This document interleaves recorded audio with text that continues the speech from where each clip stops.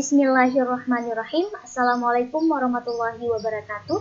Saya Putri Marzaniar, mahasiswa Magister Manajemen dan Kebijakan Publik Universitas Gadjah Mada. Pada kesempatan kali ini ingin mempresentasikan hasil dari penyusunan proposal tesis dengan judul analisis keterlibatan stakeholder dalam perumusan kebijakan penyelenggaraan penanganan kekerasan terhadap perempuan dan anak di Provinsi Aceh. Namun sebelum masuk pada presentasi, saya ingin mengucapkan terima kasih dan rasa hormat saya kepada Bapak Dr. Agustinus Subarsono, MSI MA PhD selaku dosen pembimbing, kepada dosen penguji dan teman-teman sekalian. Adapun masalah dalam penelitian ini dimulai dari maraknya peningkatan kasus kekerasan terhadap perempuan dan anak di Aceh yang menghiasi media setiap minggunya. Berikut adalah hasil dari pengumpulan beberapa pemberitaan tentang kasus kekerasan terhadap perempuan dan anak di Aceh pada tahun 2021 dari berbagai media lokal dan nasional. Nah, ada dua hal yang dapat digarisbawahi dalam permasalahan kekerasan terhadap perempuan dan anak di Aceh. Yang pertama adalah kompleksitas isu kekerasan terhadap perempuan dan anak di Aceh terlihat dari karakteristik dan variasi pelaku. Kemudian yang kedua adalah fenomena kekerasan di Aceh itu didominasi oleh kekerasan seksual pada anak. Menurut laporan Dinas Pemberdayaan Perempuan dan Anak Aceh terkait jumlah dan bentuk kasus kekerasan terhadap perempuan dapat dilihat pada chart yang ada pada layar ini, terlihat adanya peningkatan kasus dari triwulan 1 sampai triwulan 3. Dan bentuk kekerasan terhadap perempuan itu didominasi oleh KDRT dengan total kasus 421 kasus pada tahun 2021. Sedangkan jumlah dan bentuk kasus kekerasan terhadap anak di Provinsi Aceh terlihat ada 140 kasus dari triwulan 1 ke triwulan 2. Kemudian peningkatan kasus dari triwulan 2 ke triwulan 3 sebanyak 202 kasus dan bentuk kekerasan terhadap anak di Aceh itu didominasi oleh kekerasan seksual dengan kategori pelecehan seksual, incest, sodomi, dan pemerkosaan. Adapun total kasus kekerasan seksual pada anak di Aceh itu sebanyak 529 kasus pada tahun 2021.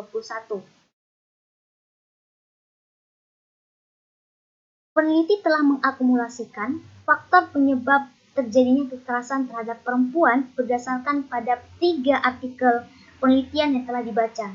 Nah, faktor tersebut adalah faktor ekonomi, perselingkuhan, narkoba, tradisi patriarki yang membenarkan tindakan suami atas istrinya, kemudian interpretasi agama yang salah diartikan, kemudian nilai dan norma dalam keluarga. Sedangkan faktor yang menjadi pemicu terjadinya kekerasan terhadap anak itu setelah dibaca dari 2 artikel yang meneliti tentang kasus kekerasan terhadap anak di Aceh, ada 4 faktor. Yang pertama adalah pendidikan seks yang rendah, kedua adalah kurangnya pengawasan orang tua, yang ketiga adalah faktor ekonomi, dan yang keempat adalah budaya patriarki dan relasi kuasa yang timbang. Pemerintah Aceh sebenarnya sudah melakukan berbagai upaya untuk menanggulangi permasalahan kekerasan terhadap perempuan dan anak di Aceh. Salah satunya dengan mengeluarkan Kanun Nomor 9 Tahun 2019 tentang penyelenggaraan penanganan kekerasan terhadap perempuan dan anak. Namun, sejak dikeluarkannya kanun ini belum memberikan implikasi terhadap penurunan kasus kekerasan terhadap perempuan dan anak di Aceh. Padahal pada pasal 3 poin H menyebutkan bahwa salah satu tujuan dari pembentukan kanun ini adalah untuk menurunkan angka kekerasan terhadap perempuan dan anak di Aceh. Nah, adapun problematisasi yang menjadi hambatan tantangan terbesar dalam menanggulangi kasus kekerasan terhadap perempuan dan anak di Aceh itu adalah kasusnya yang jarang terekspos, kemudian tidak terdata dengan baik. Faktor penyebabnya ada 2. Yang pertama karena kurangnya sosialisasi terkait tata cara melaporkan tindak kekerasan pada perempuan dan anak kepada P2TP2A. Kemudian yang kedua adanya red meat dan silent epidemic yang tertanam dalam belief system masyarakat yang menyebabkan korban tidak berani bahkan sengaja tidak melapor.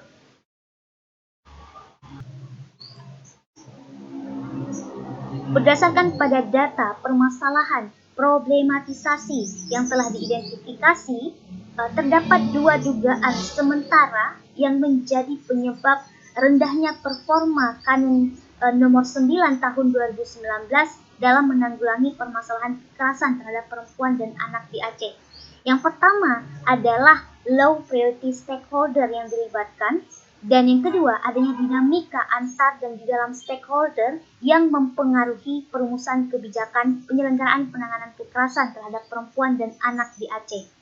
Adapun pertanyaan penelitiannya, yang pertama adalah bagaimana proses pemetaan stakeholder dalam perumusan kebijakan penyelenggaraan penanganan kekerasan terhadap perempuan dan anak di Aceh. Yang kedua, bagaimana dinamika keterlibatan stakeholder dalam perumusan kebijakan penyelenggaraan penanganan kekerasan terhadap perempuan dan anak di Aceh. Selanjutnya, tujuan dan manfaat penelitian.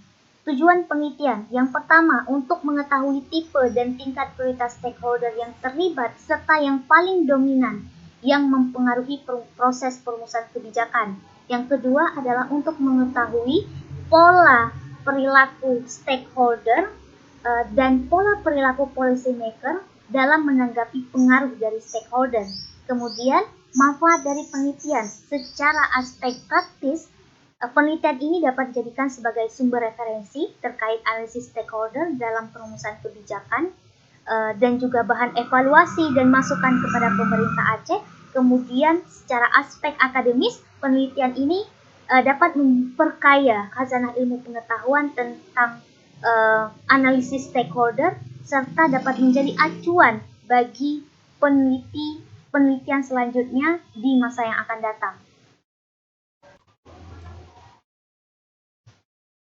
Kemudian literatur review dapat dilihat pada layar ini, di mana ada 9 artikel yang digunakan, di mana 9 artikel ini berfokus pada analisis stakeholder, dan kemudian research gap-nya secara keseluruhan, di mana secara konseptual penelitian ini menggunakan 2 kerangka konseptual yang berbeda dengan penelitian sebelumnya. Kemudian penelitian sebelumnya ini memiliki keterbatasan dalam menjelaskan secara terperinci terkait jenis dan tipe stakeholder yang layak untuk dilibatkan dan bagaimana respon policymaker terhadap pengaruh dari stakeholder yang terlibat. Nah, selain itu, pola hubungan dan perilaku yang dijelaskan oleh penelitian sebelumnya juga terbatas pada pemetaan stakeholder. Jadi, kekosongan yang ada pada penelitian sebelumnya dicoba untuk diisi oleh penelitian ini untuk memperkaya khazanah ilmu pengetahuan terkait studi keterlibatan stakeholder dalam perumusan kebijakan. Kemudian pentingnya keterlibatan stakeholder dalam perumusan kebijakan publik, di mana dari konseptualnya itu dapat dilihat menurut Dai bahwa kebijakan publik itu adalah apapun yang dilakukan oleh pemerintah dan tidak dilakukan oleh pemerintah. Begitu juga dengan Robert Salisbury dalam Nader, dia mengatakan bahwa kebijakan publik itu adalah keputusan otoritatif yang ditetapkan oleh aktor pemerintah. Nah, dari kedua pendapat tersebut dapat disimpulkan bahwa perumusan kebijakan publik itu adalah domain ataupun tanggung jawab pemerintah.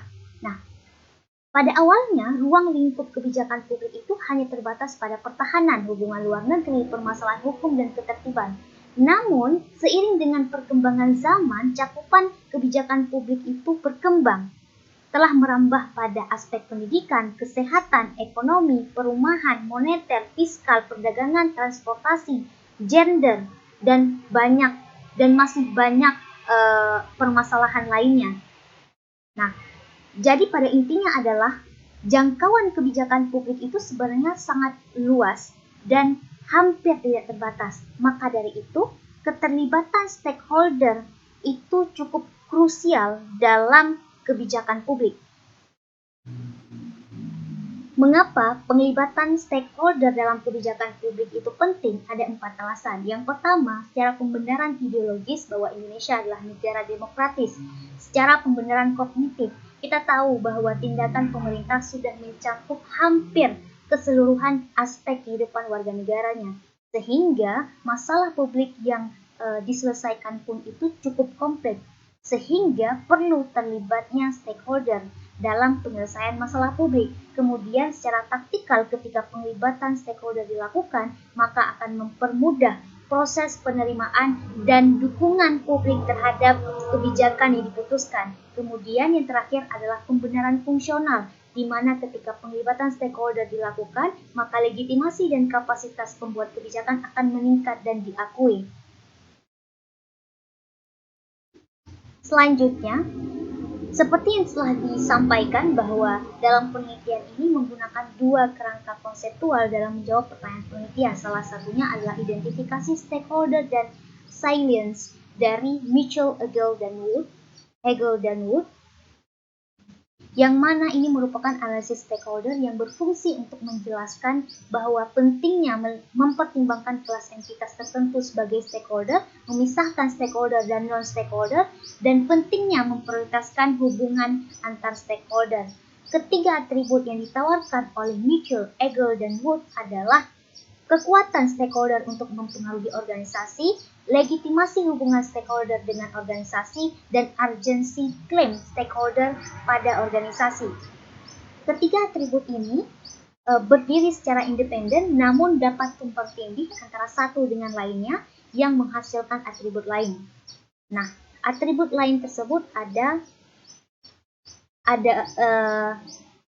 7, yaitu dormant stakeholder yang hanya memiliki power, kemudian ada discretionary stakeholder yang biasanya dibutuhkan sebagai filantropi organisasi, kemudian ada demanding stakeholder yang hanya memiliki urgensi, kemudian ada dominant stakeholder yang memiliki power dan legitimasi, dan kemudian ada dangerous stakeholder yang memiliki power dan urgensi, dan ini dianggap cukup berbahaya bagi organisasi karena stakeholder ini cukup koersif. Kemudian ada dependent stakeholder, di mana stakeholder ini memiliki legitimasi dan urgensi namun tidak memiliki power, sehingga mereka memanfaatkan kekuatan stakeholder lainnya untuk mewujudkan kehendaknya. Dan yang terakhir ada definitive stakeholder yang memiliki ketiga atribut. Dan stakeholder ini dapat mempengaruhi dan dipengaruhi oleh organisasi. Sebenarnya konsep legitimasi, urgensi, dan power itu digunakan untuk menyusun 7 kategori stakeholder dan 1 kategori non-stakeholder. Dan itu juga digunakan untuk memetakan tingkat prioritas stakeholder dan tipe stakeholder yang terlibat. Konsep kedua yang digunakan adalah teori jaringan stakeholder dari Rowley 1997 yang juga merupakan analisis stakeholder yang berfungsi untuk menjelaskan pola perilaku stakeholder dalam mempengaruhi organisasi dan pola perilaku policy maker dalam menanggapi pengaruh dari stakeholder, memindai kesamaan perilaku dan kemudian keyakinan antar stakeholder yang menunjukkan bagaimana stakeholder tersebut terhubung. Tujuan dari teori ini adalah untuk mendorong aksi bersama, sedangkan faktor kunci untuk analisis dalam stakeholder ini adalah stakeholder yang terlibat harus memiliki kepadatan dan juga posisi sentral dalam jaringan terhadap yang lain agar dapat terbentuk kompromi dalam proses keterlibatan stakeholder di dalam sebuah organisasi.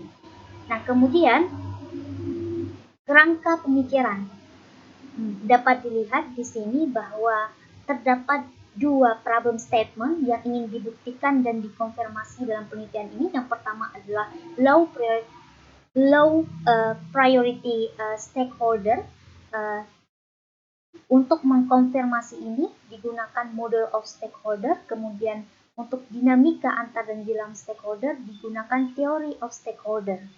Kemudian metode penelitian. Jenis penelitian yang digunakan dalam penelitian ini adalah kualitatif, adapun berdasarkan konsep kegunaan relevansinya dengan penelitian ini adalah analisis keterlibatan stakeholder dalam perumusan kebijakan penyelenggaraan penanganan kekerasan terhadap perempuan dan anak di Provinsi Aceh akan dilakukan dengan memanfaatkan data dan informasi yang diperoleh dari sejumlah stakeholder yang terlibat sebagai subjek penelitian dengan mengamati perilaku, sikap, motivasi dan perspektif stakeholder. Kemudian, pendekatan penelitian yang digunakan yaitu studi kasus yang relevansinya dengan penelitian ini, entitas konkret yang diteliti adalah stakeholder yang terlibat, sedangkan entitas non-concrete yang diteliti adalah dinamika hubungan antar dan di dalam stakeholder. Sedangkan unit analisis dalam studi kasus yang digunakan adalah single instrument case study. Di mana berdasarkan konsep maka relevansinya dengan penelitian ini, di mana isunya adalah kasus kekerasan terhadap perempuan dan anak yang dianalisis, dan masalah tersebut dijadikan sebagai instrumen untuk memahami lebih mendalam terkait tipe dan tingkat prioritas stakeholder dan dinamika stakeholder yang terlibat dalam perumusan kebijakan tersebut. Nah, kemudian fokus penelitian ini pada analisis keterlibatan stakeholder dengan dua kata kunci yang ingin dikonfirmasi. Yang pertama adalah tipe dan tingkat prioritas stakeholder, yang kedua adalah dinamika antar stakeholder. Dengan dua kerangka konseptual yang digunakan seperti yang telah di-mention sebelumnya, dan metode analisis data yang digunakan adalah stakeholder analysis method. Jenis dan sumber data. Jenis data yang digunakan ada dua, yaitu data primer, yang sumber datanya itu berasal dari transkrip wawancara selama proses penelitian, catatan observasi, dan catatan lapangan. Sedangkan data sekunder bersumber dari hasil sensus, memo organisasi, penelitian sebelumnya, buku, newspaper, database dari organisasi pemerintah dan non-pemerintah, biografi, dokumen dari website pemerintah Aceh, artikel, berita dari surat kabar online.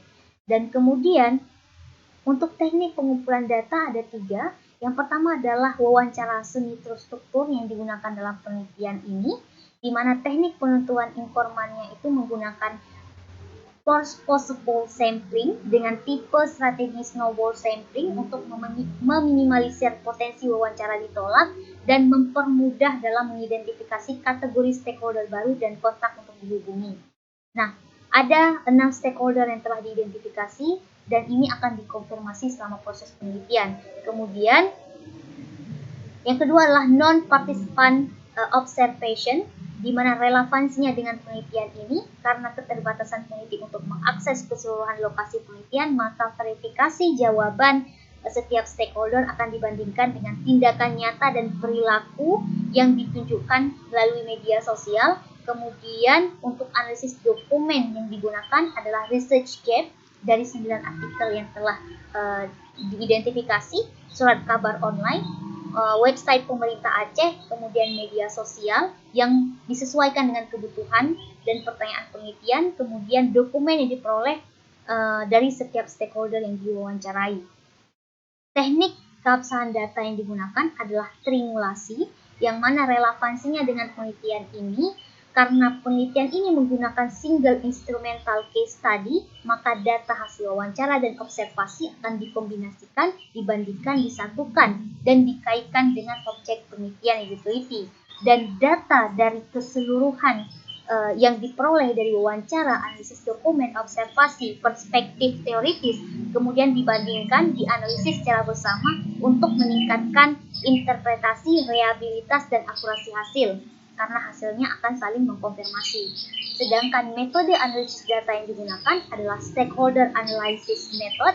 Ada 3 tahap. Yang pertama identifikasi stakeholder dan pengelompokan stakeholder menggunakan model of stakeholder salience untuk menjawab pertanyaan penelitian pertama. Dan untuk tahap ketiga, identifikasi hubungan dan pola interaksi antar stakeholder akan menggunakan teori of stakeholder network dari Rowley untuk menjawab pertanyaan penelitian kedua.